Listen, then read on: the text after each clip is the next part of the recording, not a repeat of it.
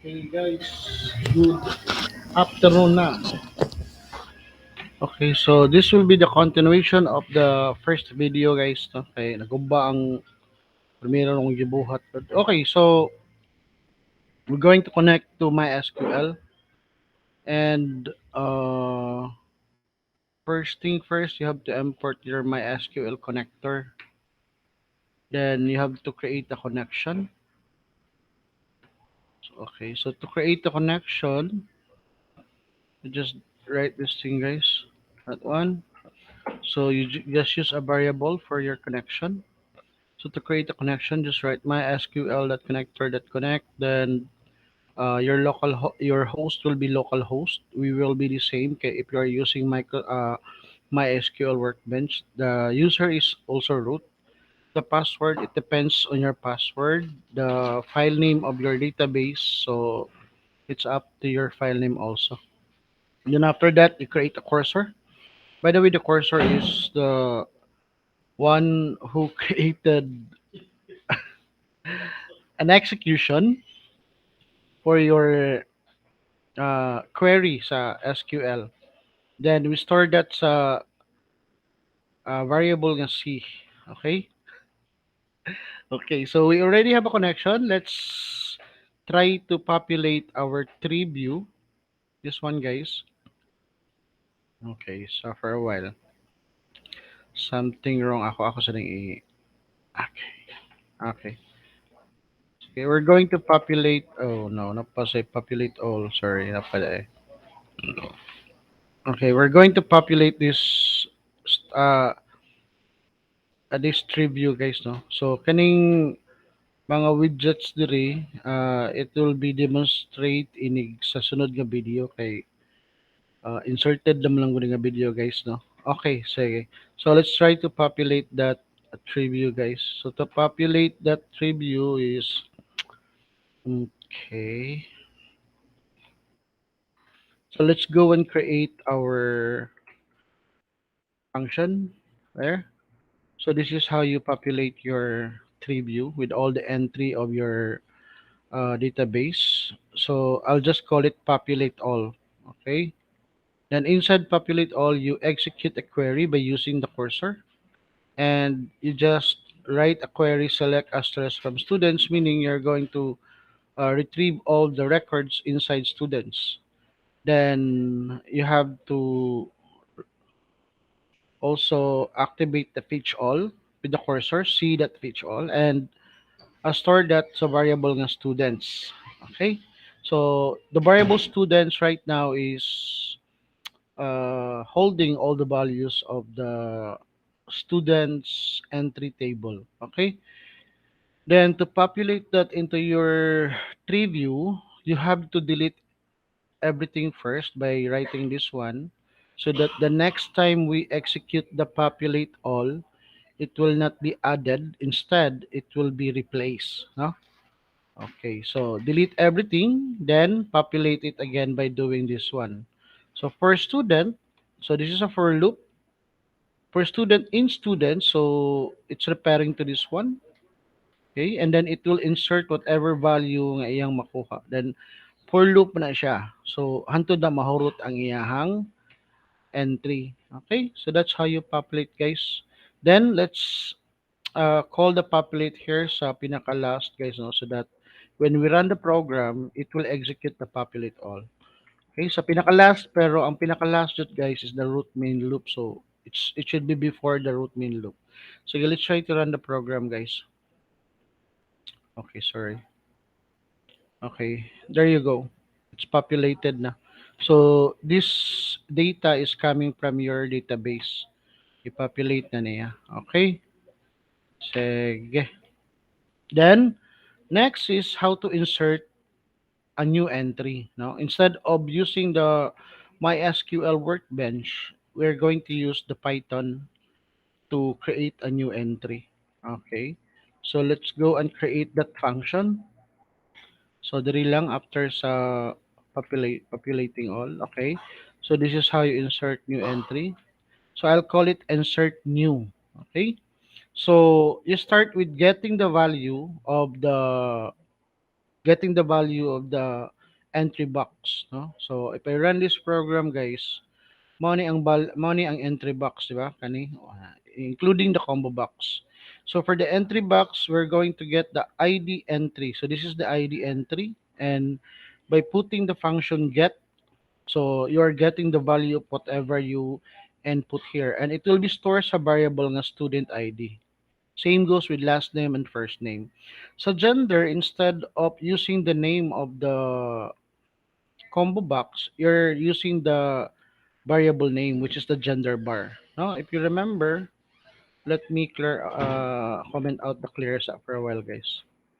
If you remember, sa gender, guys, we have a gender bar, and we create a text variable.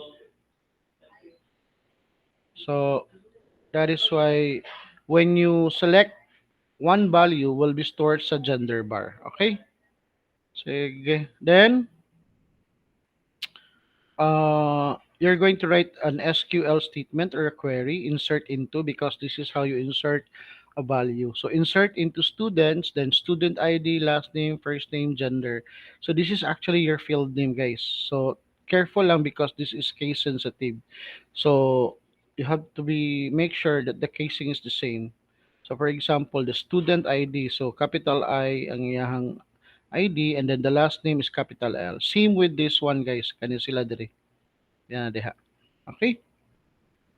Okay, then ang value supposedly nimo is actually a value unta, but we put a placeholder because later ang value nimo will be, it depends on what you enter sa imuhang mga entry box o sa combo box. So mao ni siya, guys, ang value, guys. So this one is actually the variable that you assign it in here. Okay? Then you execute that query by using the cursor. See execute SQL, so that's the query, and then the value. Okay, so by doing this one, you already inserted a new one, and then you put concatenate, meaning you have to save what you are executing. Then you populate all. Then you put a message box. That is why we have here a tick enter import message box. So show and pull anta. So success, meaning mao ni ang title, then data inserted successfully. That is actually the message. Okay. Now next is, let's go to the button nga insert to trigger this function to run. So let's go to the button of the insert this one. Then just type command. Then type the name of the function. Okay, there you go. So let's run the program now. Sorry, still running. Okay. So let's try to insert, guys, no? So insert the diri, let's say ST11. Then the last name is Uka Aku. Then let's say this is female. Walang tarungon. Okay. Then insert. Okay, data inserted successfully. There you go. It's inserted already. Okay. Okay. Now next, uh, let's create the clear, guys. No? Okay. Let's create a clear function because when you run your program, if you want to insert a new one, mo clear ni siya diri. After nimo og insert. So let's do the clear value.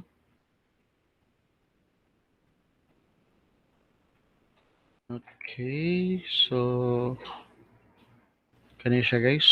Just to clear the entry boxes and also the focus of the tree view. Okay. Then to execute this one, guys. Okay, so mo na yang butang, guys, no. Mo yang ibutang if click daw, so meaning kung i-click nimo ang imuhang value focus i-remove. So meaning ma-remove na ang imuhang focus. Ang iyang gipasabot nga focus, guys, kani. Kani mo na focus kana nakita ninyo ga highlight. So if I click clear, supposedly mawagtang na siya. Yeah, and whatever you place it here, mawagtang sad na siya.